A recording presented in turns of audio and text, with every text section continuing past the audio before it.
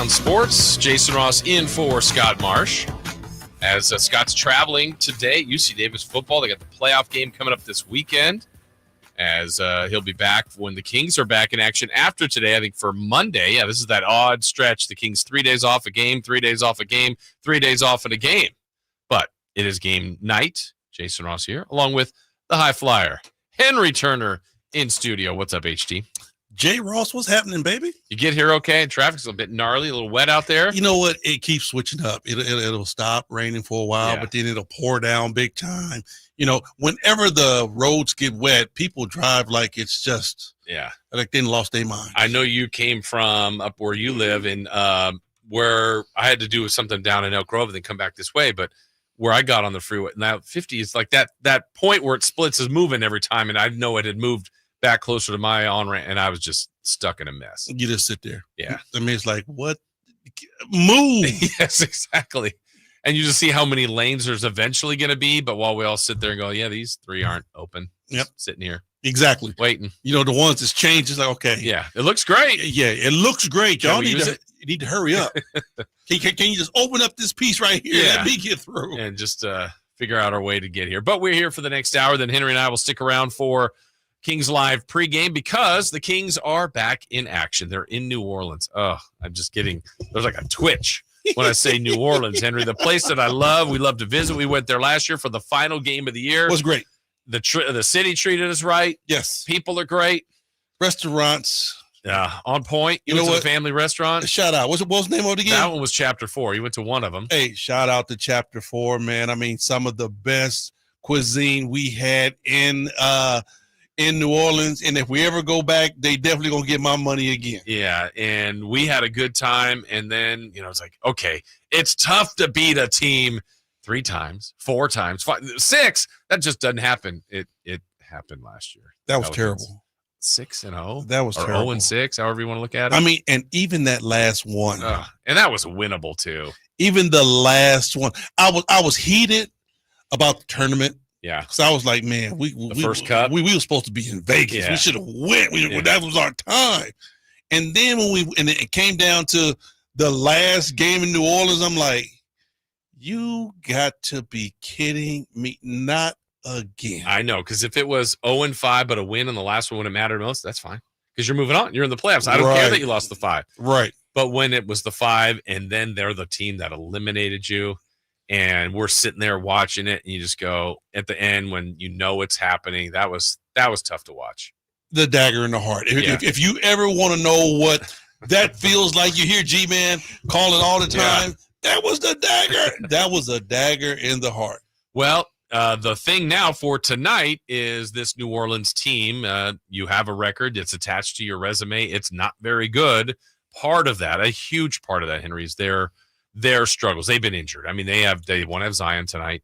They want to have Ingram tonight. Mm-hmm. Alvarado's been out, but they have a few more guys that are back. But there was a time where they didn't have DeJounte Murray. They didn't have CJ McCollum. They didn't have Herb Jones and those other guys. Right. They didn't have a chance. They were injury riddled. Yeah. And you talk about playing with your bench.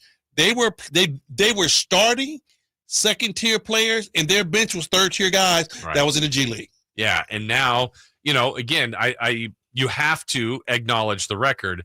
But if I told you they have CJ McCollum, Herb Jones, obviously DeJounte Murray, Trey Murphy, like that doesn't sound like a 5-win team to me. It's not. Yeah. Don't get it twisted. It's not.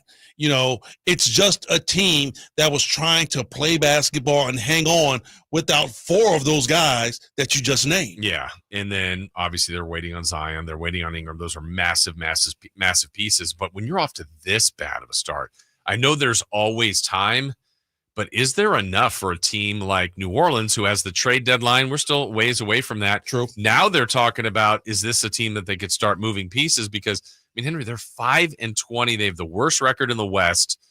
And as of play starts, just to get to 10th, they're 8 games back. I mean, you have to go on you have to flip it and go 20-5 here really quickly. Yes, you would. You would have to go on a serious Herculean run to get back into the mix. But Jason, we're talking about a basketball team that not too long ago was right there at that number one spot. They were, yeah, and they've been a good team the last couple of years. With the same guys minus the big fella. Yeah, they move out. And now, honestly, this offseason, when people were talking about all these other moves, I actually like the Pelicans move. I go, DeJounte Murray and CJ in the backcourt. It's different, but that with McCollum or with Ingram and Zion, like, that's a good four as anybody has. I mean, we talked about and we really put McCollum and DeJounte in the higher echelons of backcourts, not just in the West, but in the league. Yeah, for sure. And then, Zion's the puzzle to me, Henry, because when right, that's a top 5, certainly top 10 player in the league. Easily. When right, but at what point are we waiting for them to be right? I don't know if he ever will be. That's the question. Will he ever be right? Yeah. We've seen him at his best, though. Yes. Getting buckets. Ooh, we've seen him at his best, seen him getting it in. But, is he going to be available? Right. And they have to wait for a while for him. Certainly Ingram won't be available tonight. And if you're the Kings, and obviously we're focusing more on their perspective, Henry, it's about them anyway. It's about the Kings. It's not what the Pelicans have. And what we've seen lately, the last 2 games, and really the last 5 since Malik went in the starting lineup, pretty good results from the Sacramento Kings. Very good results, Jay. Before we made that move, people were asking me how did I feel about the team. And I was concerned. I wasn't panicking, but I was definitely concerned. Yeah. And since they did move Malik into the starting lineup and won a couple of games since then, I'm still concerned. It's a little lighter, but I'm still concerned. In order for me to get back to, okay, this is the team that we always knew they would be, I got to see 2 more games like the last 2 I've seen. Now, and I'm giving it a short spurt. Right. Just give me 2 more games exactly the way you played these last 2, and I'm back with you. I understood the ball just wasn't falling. You guys are everything that we thought you were, and you can get on a run now and do some very big things. It was interesting. Before the last game, so they go off against Utah, but before that game, Mike Brown in his pregame press conference, really, I felt made it a point to the media because everybody's talking about make or miss league or how poorly this team is shooting the 3. And his reference, I thought, was a good one. I mean, to help validate his point. I think going into the night, Henry, the Kings were 28th out of 30 in shooting the 3s. But he said team 29 and team 30 are Orlando and Houston. He's like, look, they're doing other little, like they both have good records. They're not knocking down all the 3s either. And so his point was clean up the other stuff. He hopes the shots will go. They want the shots to go. And I think it was a fair point. Now, then that night, they had a season-best 22 threes, and it didn't seem like anything else mattered because they were all clicking. But I think all those other little details, like maybe Houston's doing better and Orlando's doing better, then that could help this team. Right. And really, when you look at Houston and you look at Orlando, because we haven't really had a chance to see Orlando yet. Right. But we have seen Houston. And I don't look at the Houston Rockets as a huge volume 3-point shooting team. Just because the league has went that way doesn't mean that all teams in the league wants to play that way or wants that to be their mantra of how they win. That's our mantra. Right. We got to knock down 3s. That's the way we win. If we don't knock down 3s 9 times out of 10, we don't win. Yeah. All right. But the thing with those 2 teams that they found other ways how to win. We've done it. Yeah. Think about it. The last 3 games, we've been, felt good about our 3-point shooting. That was 3 out of 20? Right. Not nearly enough. That's for exactly. Sure. So we've been able to win games without shooting the basketball well. Yeah. So it can be done. And some teams are like, okay, we're not trying to shoot the 3-pointer well.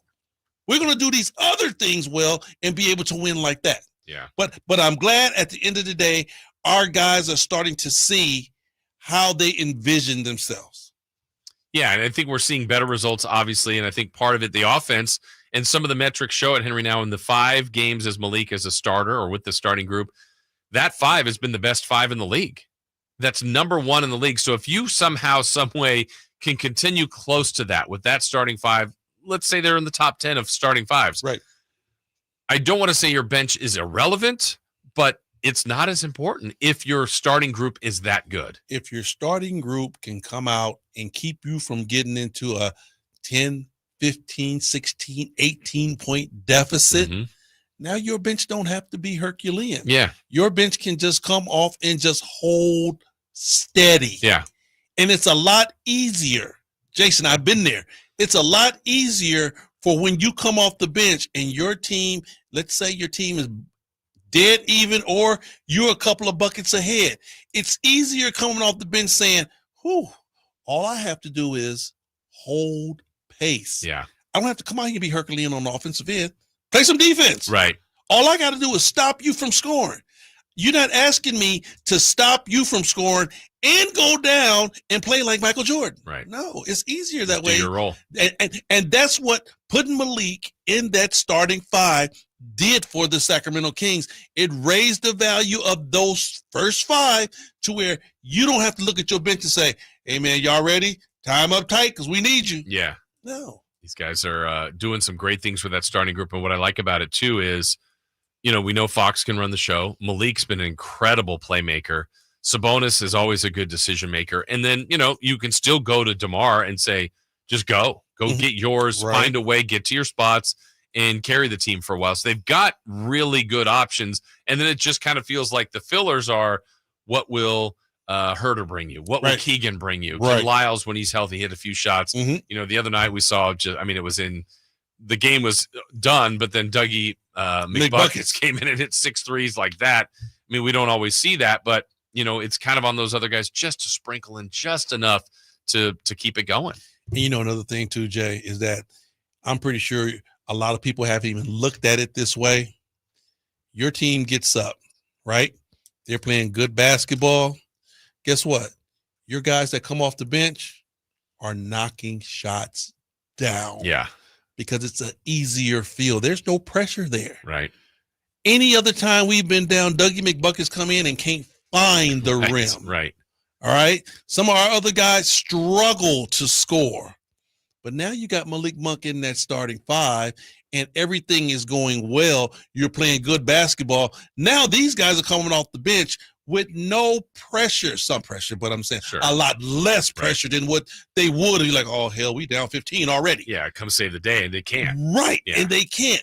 That changes the whole dynamic of the game. Yeah, this team's still learning each other. We're going to talk more about this coming up. We're just getting started here on game night. We're getting you closer to Kings and the New Orleans Pelicans tonight. First matchup of 4. We can tell you we're brought to you by Power Business Technology. Experience how the power of family can help your business office equipment needs today. Contact them at 844-POWER-BZ or go to powercopiers.com. All right, we will take the break. Henry and I are back with more game night. That's straight ahead on Sacktown Sports.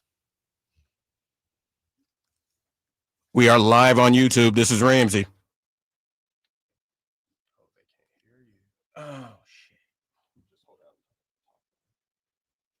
We're live on YouTube.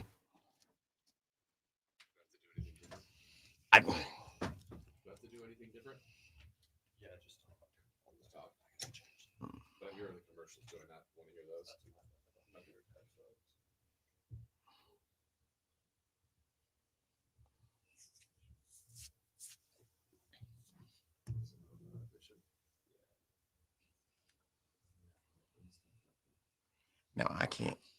But I can't hear the fucking ads. Can you hear me? Ramsey. I can hear you now. I can hear you through the headphones. All right. You can hear me? Okay. Yeah, I can hear both of you through the headphones. Okay. So we're live on YouTube. As long as you guys can hear us. I can hear you. I hear the commercials too, but that's good. We're good. I can't hear the commercials in here. That's the problem. Yes, the world can hear you too. You guys pull me through my work week. That's Brandon and Bench Matthew.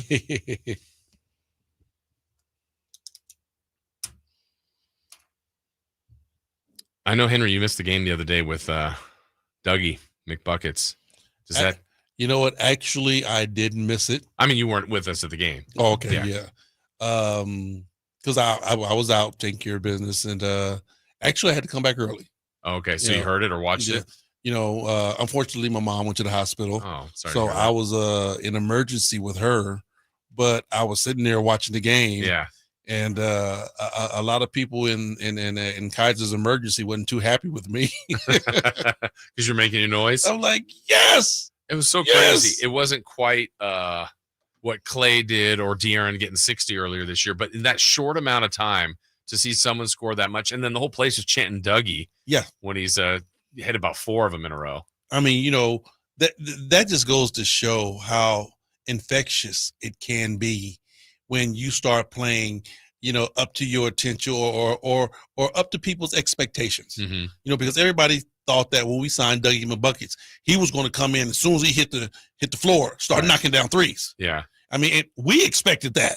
It just didn't happen right off the bat. So once he started knocking down shots, man, the Sacramento Kings just got the fans just jump behind him.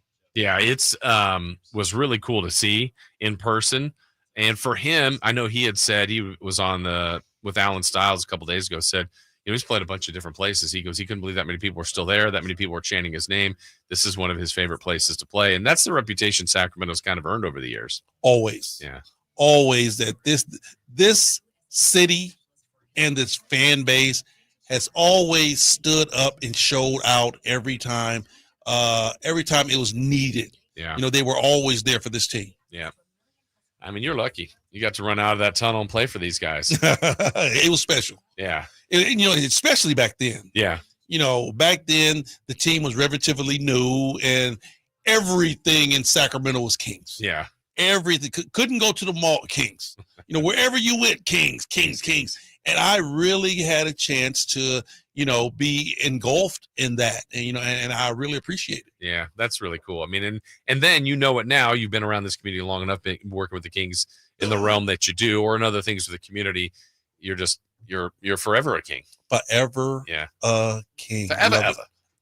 Ever. All right, we're going back here live on air. 1 second.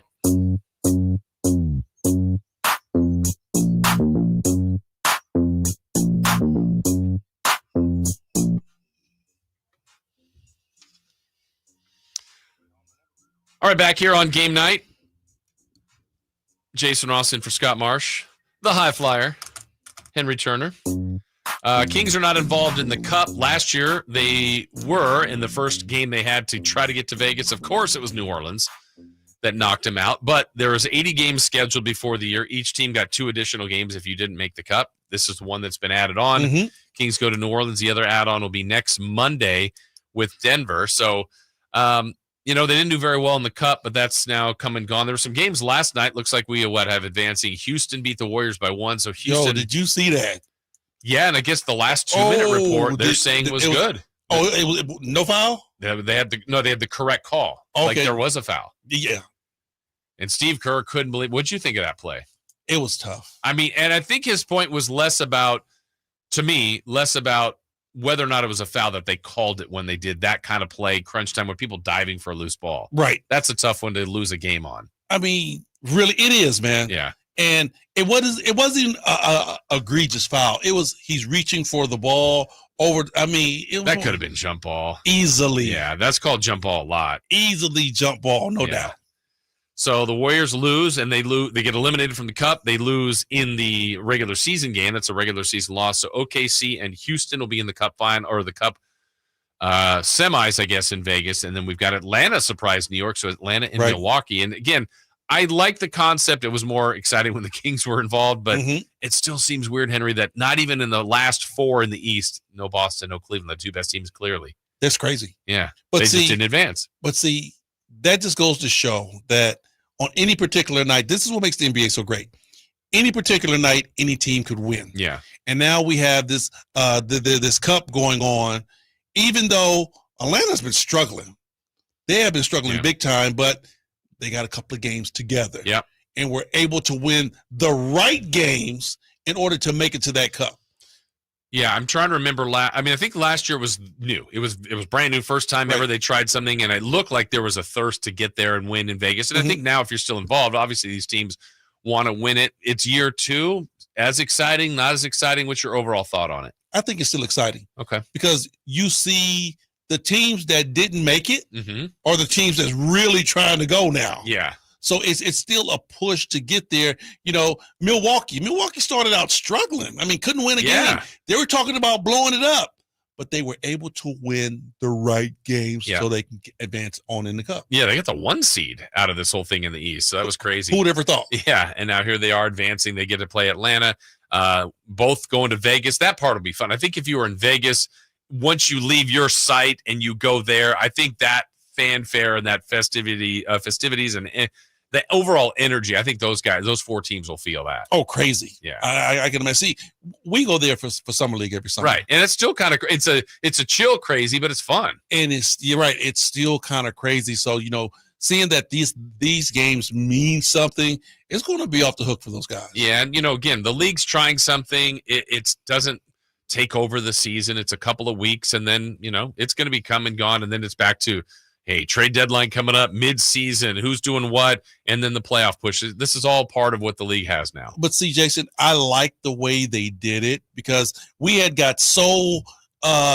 used to saying, well, the NBA really doesn't start until after All-Star break. Right. And, it gave a whole new meaning for November, December, and January play in the NBA. Yeah.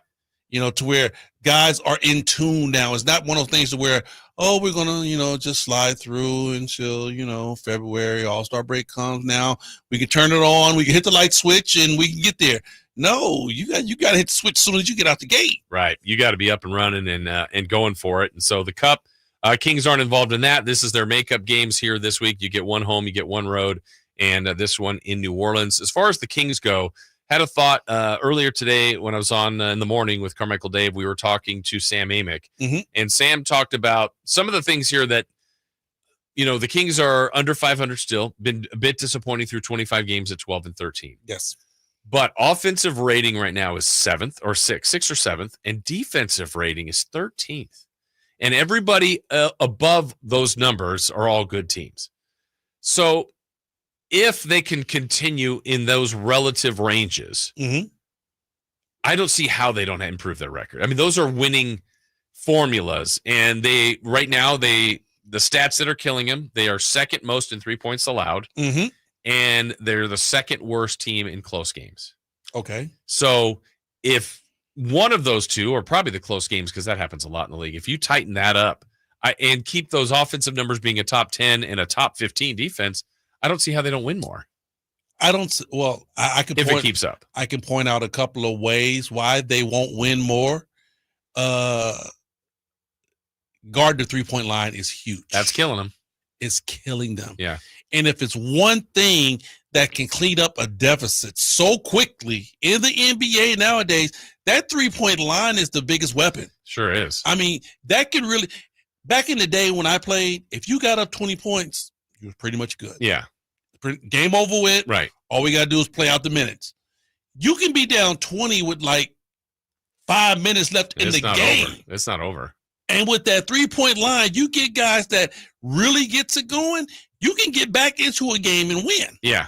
So with the Kings not being able to guard the 3-point line the way they need to, that always puts them in a situation to where you might be at a deficit at any minute. Yeah, and I know they're better at defense in the paint, protecting the paint. I think we've seen less straight line drives. All that makes some sense. I think they protected the paint better. And by odds, if you're giving up one thing and it's the 3-point shot, your odds are probably better as opposed to shots at the rim. But, man, it hasn't worked as well as I think they had hoped. And see, the reason why is because, all right, they're not good at guarding the 3-point shot. They're okay. I'm just going to put okay on staying with their man, trying to protect the paint. So those things put them at a deficit. But what would usually either equalize it out or elevate the Kings higher is when they shoot the ball well. Yeah. Well, this whole year, they haven't shot the ball well. So now all of a sudden, we looking at a record of 10-12, right? Because you done lost games to where we know you don't guard the 3-point line that well, but we would have thought 10 out of those games y'all would have shot better from 3-point line. Sure, and that's the reason why we are where we are. Yeah. The other thing that Sam brought up that I thought was interesting was, so their biggest move they've made, obviously, it's now a couple years old, was trading Halliburton to get Domantas Sabonis. We've seen what he's done. He's been a terrific player. Yes. But Sam kind of called him almost a little bit of a unique player. Not that he's not good, not that he can't produce stats, and he didn't suggest that he was empty calories or anything like that. But he can be, I guess it's still the jury would be out on him at how much he's overall impacting like long-term winning as far as getting as far as the playoffs. But I guess you could argue that with anybody on the team because they haven't gone very far.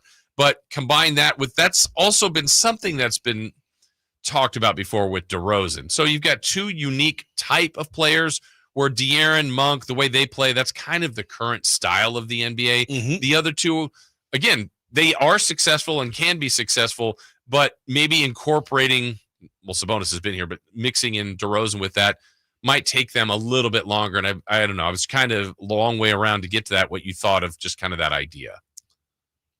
You know, when you look at what Sabonis does, I will say this, he's a unique player. And when you look at his stats prove he's a unique player. If Sabonis goes to any other team in the league, he's going to be an upgrade. There's no way he can go anywhere else and not be an upgrade. So, you know, you have basically a unicorn on your basketball team. You know, he might not be a typical 5, but at what Sabonis does and what he brings a hell of a lot of a positive situation to your team. For sure. Right? Now, do you have to play a certain way for Sabonis to strive? I definitely think so. Yeah. And when you want to throw in DeMar DeRozan, do you have to play a certain style for DeMar to flourish in your offense? I think so. But the thing about it is that that's where the coaches have to make their money. Yep. That's where you have to earn every last bit of those millions you make, because you're going to have to come up with a scheme, a style that puts your players in the best possible position to succeed. Not the scheme that the coach likes. Right. Because it might not be how you want to play, but you got to change it and make it conducive to the players that you have. Yeah, and as many of them are as many of your high-profile guys because, look, they did more dribble handoffs. They don't do it as much, but they still do it. But that used to be the primary part of their offense, and I think a lot of that helped guys like Keegan and Herter. And right now we're seeing those guys not as productive, but if you have Fox, Monk, Sabonis, and DeRozan getting you 20, I think that's a pretty good recipe for overall long-term success. Right. And, you know, when you look at that 5, because honestly, Jason, we thought this for the last 6 years, up until now. And the only reason why I say up until now is because this guy has elevated his game. He's to the point to where, yes, he can get it with the ball or without the ball. But we thought for the first 6 years De'Aaron was here, if you take De'Aaron off that ball, that's trouble. It's trouble. Right. So your offense had to be predicated on De'Aaron handling the ball. Yeah, now he's off the ball a lot.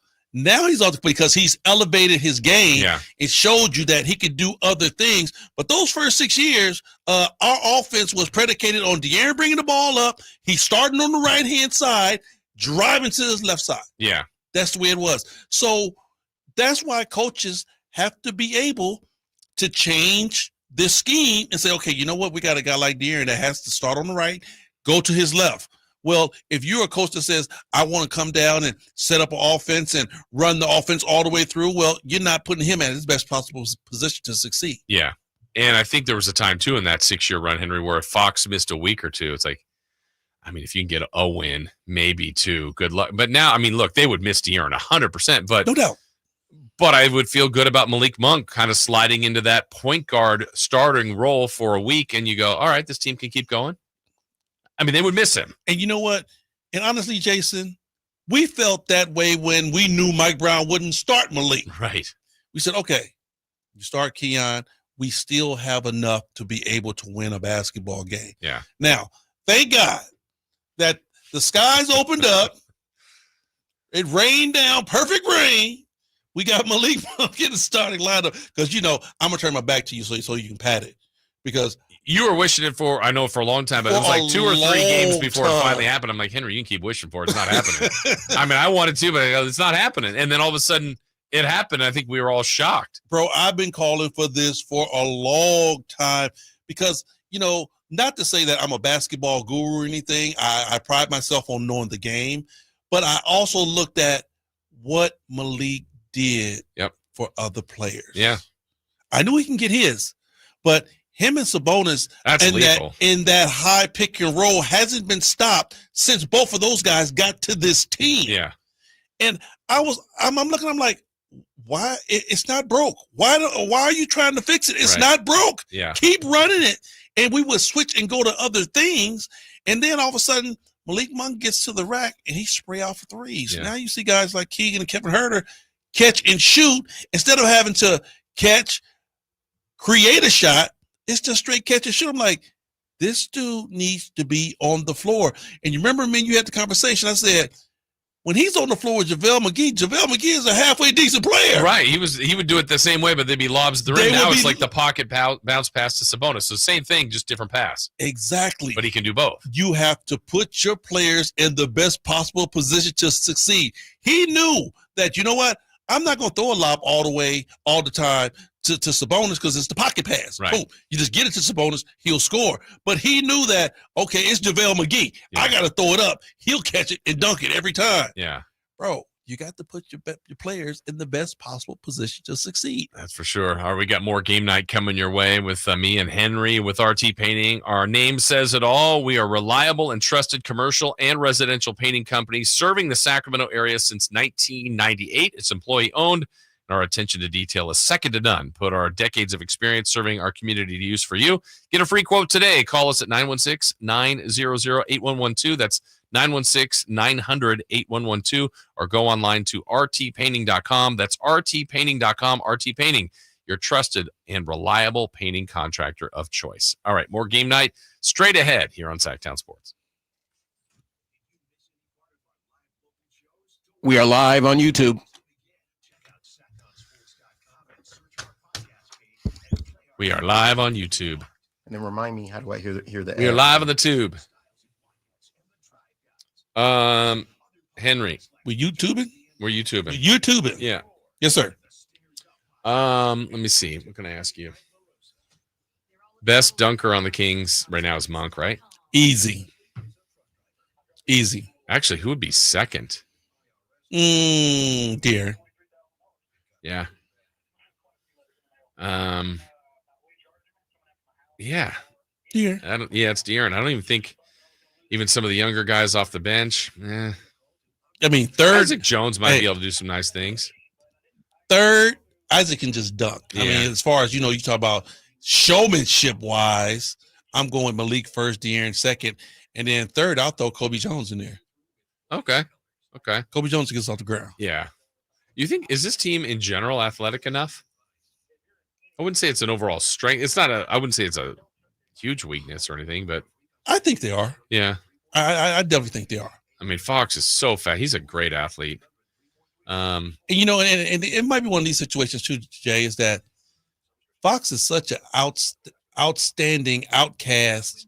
He makes all the other ones look mediocre. I know. You know? Because Malik Monk is fast. He is. He can get but him when you compare him to Fox. But if you compare him to Fox, he looks like a turtle. Yeah. It was like when Davion would come in sometimes, like, he's pretty quick. And I'm like, yeah, but he's not Fox. But he's not Fox. Yeah. I mean, Fox just has a nice button, bro. Yeah. I think it's Fox and Jaw probably in the league. John Wall was up there for a while. As far as quickness, With the ball, end to end, Fox. Jaw. John Morant. Yeah. Yeah. Trey might be there. Yeah. Trey Young.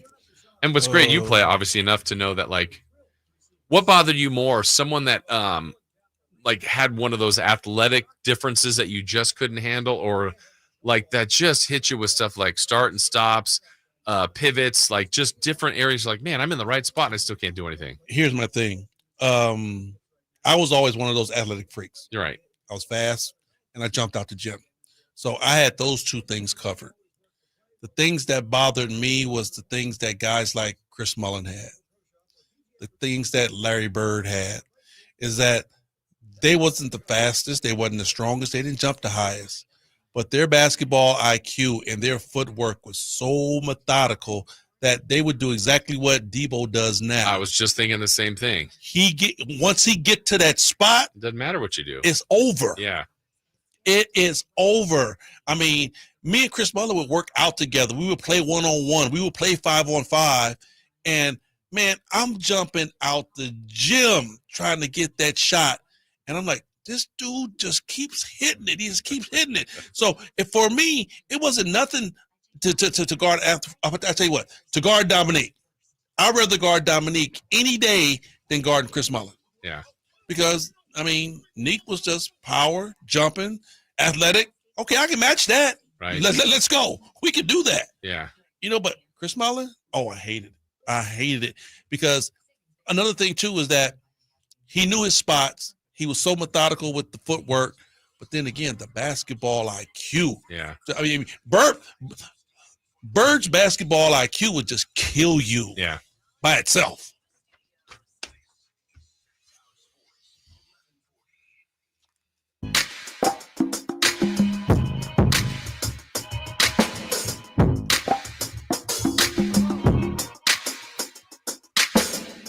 Back here on game night, getting you closer to Kings and the New Orleans Pelicans. Jason Ross and for Scott Marsh with the high flyer Henry Turner. Again, at the bottom of the hour, we are here to get you for Kings Live pregame. The G-Man, Gary Gerald, will have the call today. We were talking off air for our YouTube viewers and listeners about, different things about the Kings and we were just talking about a guy like DeMar DeRozan who, right. There are more skillful players in the league. There are more athletic players in the league. But when you know what you do and you do it well, Henry, it's amazing that it kind of doesn't matter what the other team does for you against you. And the cold part is, Jason, you know exactly where he's going. You know exactly the move he's about to give you. You heard Paul George say that the coach said, if one of y'all go for one of his fakes, right, you're getting fined. Yeah. It's coming. Right. It's coming, but you can't stop it because he's so methodical at what he does. His footwork is so good, and he's done this for such a long time. I'm going to tell you what, another player, I used to hate it. You knew it was coming. You just didn't know when, and by the time he hit you with it, it was over. Tim Hardaway with that U-tip cross step. Yeah. Oh, my God. He would come down, and you're like, okay, he's going to cross over. Okay, he's going to cross over. Yeah. He's going to cross over. Oh, damn, he go. Yeah. He's doing it, yet you can't do a thing about it. You know he's going to do it, but you cannot stop it. Yeah, and I think, like if the Kings are fortunate enough this year to make the postseason, whoever they play, they're going to do all that scouting, and then it's going to be like, keep DeRozan off this spot, this spot, this spot, and this spot, those 4 spots that you've highlighted. Yeah, we know. He's going to get there, though. And the crazy thing, Jason, is that you and I both, we talk about all these things, and we have watched DeRozan for a long time. Mm-hmm. We've done this job for a while. Yeah. We've watched DeRozan for a long time.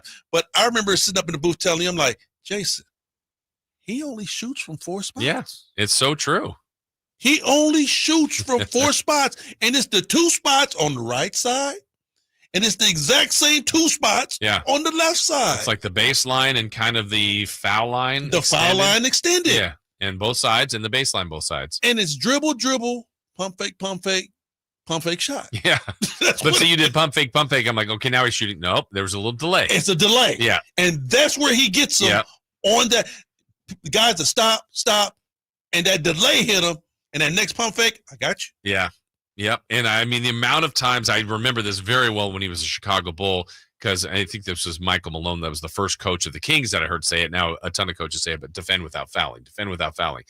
And one of the times more recently when they were playing the Bulls and DeRozan came in, I'm like, DeRozan had like 28, and I think he hit 5 shots. I'm like, because he went to the line 16 times. I'm like, that never happens for the Kings. Now he's a King. I'm loving it every time he does that. You know what? I mean, I seen that early often with Kevin Martin. Yeah. Kevin Martin was one of the masters. You would look at Kevin Martin's stat line, you'd be like, yeah, he shot 10 for 20, but how did he get 35? Right, exactly. Because he utilized that free throw line game. It's a weapon for him, and it's been fun to watch him do that today. And he is the player. This is the reference. I said it. I think I said it when the offseason happened, when they got DeMar DeRozan. The game I kept flashing back to.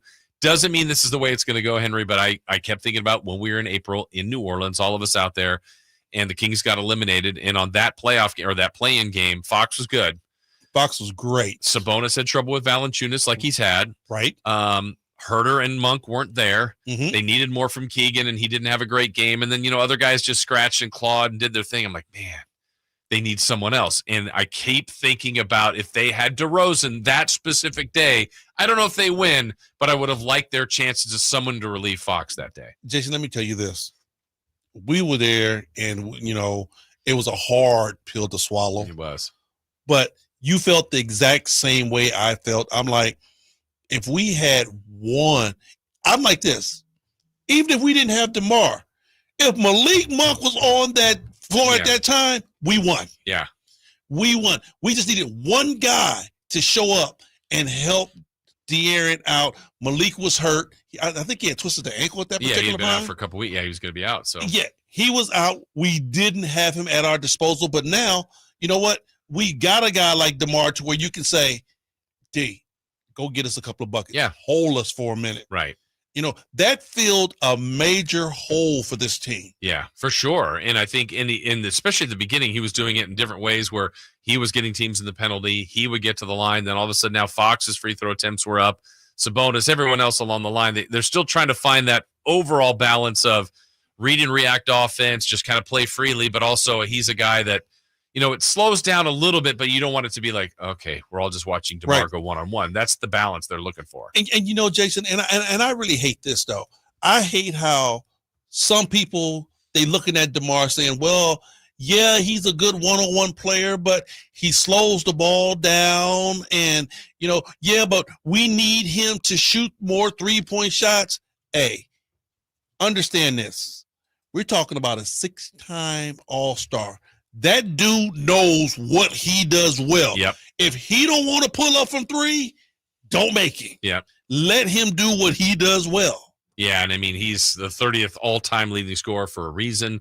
He's got more years to go. He's just going to keep moving up the ladder. And, I mean, watching him now every game, like he's got some special gifts. Right, and I'm saying if the three-point shot ain't in the bag, don't worry about it. Yeah.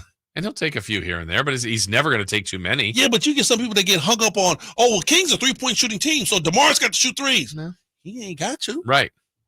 I like what he and Sabonis are doing. Like, if it's open, they're taking it, but there's nothing else like, hey, let's set this up for these guys. It's just kind of in the flow. No, if you open and you out there, you catch and shoot. But that's not your thing. Your thing is those 4 spots. Yeah.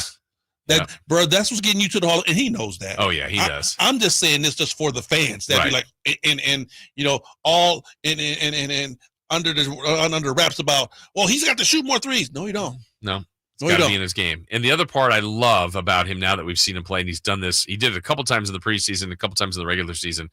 His internal clock is spot on because sometimes he'll catch the ball and you're like, go. It's like 2, 1.5, 1.3. And he's like, I got it. I'm still in pump fake 2. I got 2 more to go. Right. And a pulse. Yeah. And then, I still got it. It might have been 0.2, but I got it off. And while you're freaking out, he did it. And the cool thing about it, Jason, we talk about it. We say, DeMar is who he is. He plays his style. And that's another point that I want to bring up. Everybody is screaming, well, the Kings, they're just up and down, running gun type style offense. That's what they need to be. Well, you know what? DeMar ain't that. Yeah. But he has his own pace. Right. And if you let him play at his own pace, he's going to give you some pretty good numbers. Yeah, for sure. So at that particular point, it's almost like the Kings are going to have to really be able to switch up. Right. Switch up because you got some guys that need to go up and down. But then again, you got a guy that you say, when up and down ain't working, in case of emergency, break glass. Cling, DeMar, it's your time. Go ahead. Give me another option. Right. Hey, I want to tell you about Big Brothers and Big Sisters of Sacramento. They're looking for volunteer mentors for just a few hours a month. You can impact the life of a child. Call 916-646-9300 or visit bbbs-sac.org. Again, that's bbbs-sac.org to learn more. All right, Henry and I will take our final break. We'll come back. Last segment of Game Night. That's coming your way next year on Sacktown Sports.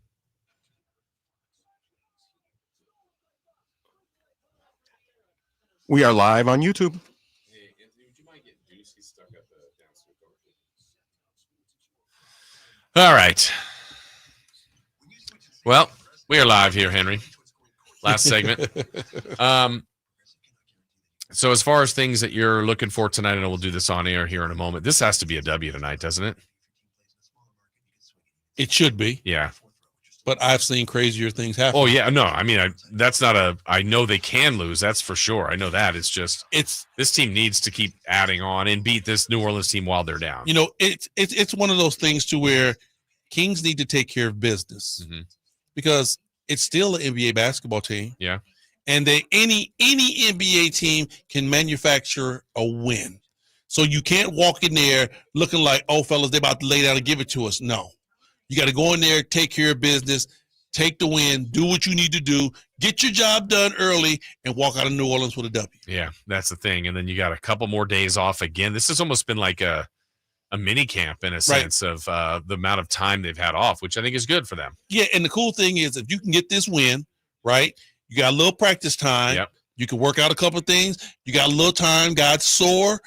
Guys need treatment. You got some time to let guys rest, to get ready to make this long haul again. Yeah, because then it's Monday at home against Denver. I think Monday starts like 8 of 10 at home. So they got to, and they haven't been great at home. It's getting a little better, but that's been the mystery for about the last 4 or 5 years, why they haven't been as dominant at home. It's crazy because I've always felt better about this basketball team when they go on the road. I know. I'm like, for some reason, they manufacture wins on the road. Yeah. I don't, usually on NBA teams, you'd be like, oh, man, we got to go on this long road trip. Can we go 500? Can we get 3 out to 6? Can we get 3 out of the 7? With the Kings, I've never felt that way. Yeah. I've always felt like they play good basketball on the road. This is when they were in G1, to where I'm like, oh, Lord, we got a long stint here. Yeah. Well, they'll be home soon. They got Denver on Monday, a couple days off. Then the Lakers. They got the Lakers here 2 out of 3 days. That'll be interesting, kind of one of those schedule pottings where they play the same team twice in 3 days. Right, because they play what, the 26th and the 20th, I think, next Thursday and next Saturday against the Lakers. Right, they play 28th in LA. Yeah. That's what I'm trying to get to. and then the one down in LA, yeah. Right. So they got them 3 times. They'll only be done with the Lakers 4 times before they even play the Warriors. In December. Once. Yeah. Wow. Yeah, 4 matchups with the Lakers will be done. That's crazy. And the Lakers have hit a little bit of a skid here. A little bit. I mean, from where they were to where they are now. They're going as far as LeBron takes them. Yeah. And as long as he's engaged, they're okay. Yeah. But when LeBron gets a little, a little beside himself, Anthony Davis can't do it by himself. Yeah.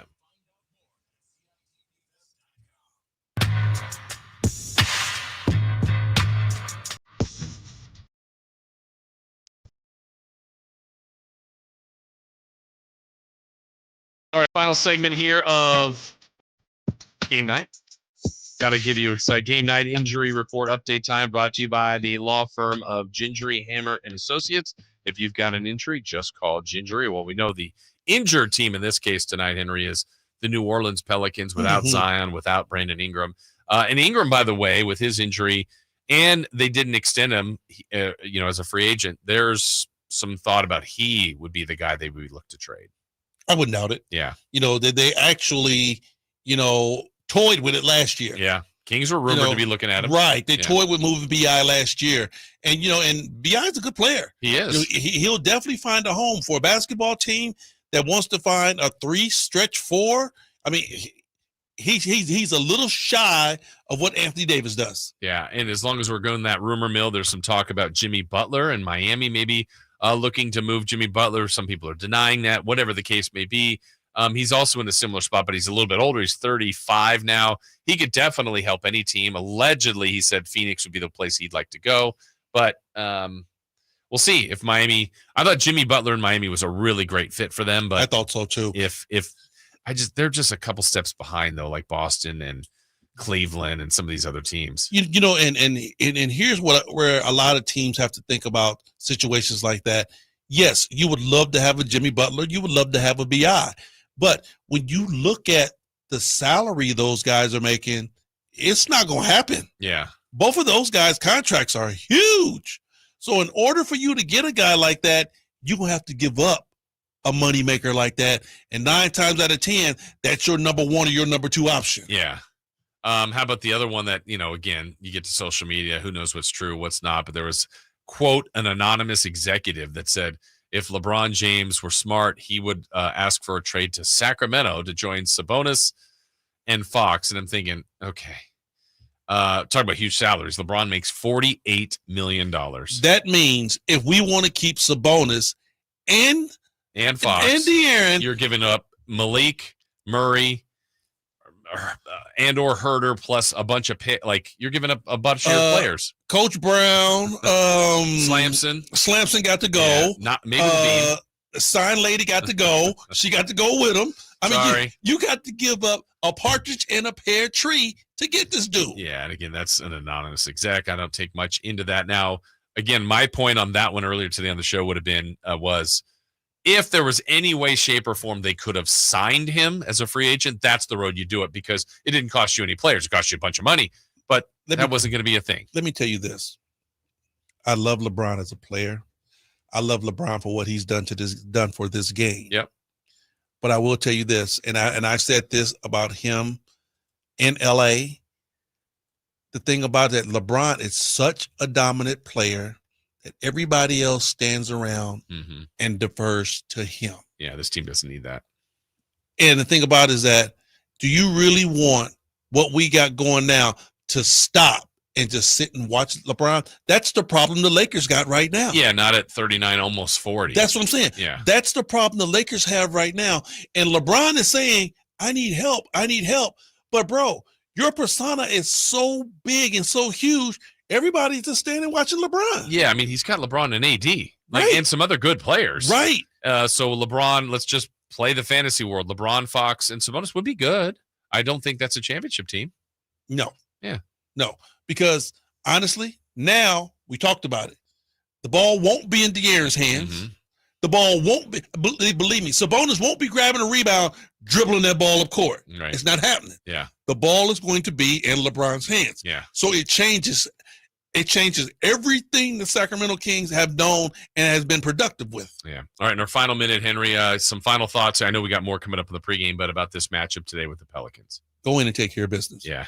Like I said, I want to see the Kings play the exact same way they played the last 3 games. You know, if they can go in and do exactly what they did, I think this basketball team will be just fine. I would say they owe the Pelicans one. They owe them about 5 or 6. At least 4.5. Yeah, at least 4.5. I No mean, doubt. last year it was so much on the Pelicans. They were 0-6 against them. Throw in the Rockets between the two. They were 0-9 to those two teams. They've already got to win this year against Houston. And don't even sprinkle in a little what Portland did to us. You forgot about them too, huh? You're taking me down a wrong road. I'm upbeat. This team has won the last couple games. All right, we'll see how it goes. Henry and I have got Kings Live pregame coming your way in a moment. Thank you, everyone, joining us on YouTube. Yeah. We got another edition of Game Night coming your way on Monday, but Kings basketball on the pregame coming your way next. You never know what you might hear when listening to a Sacramento Kings game.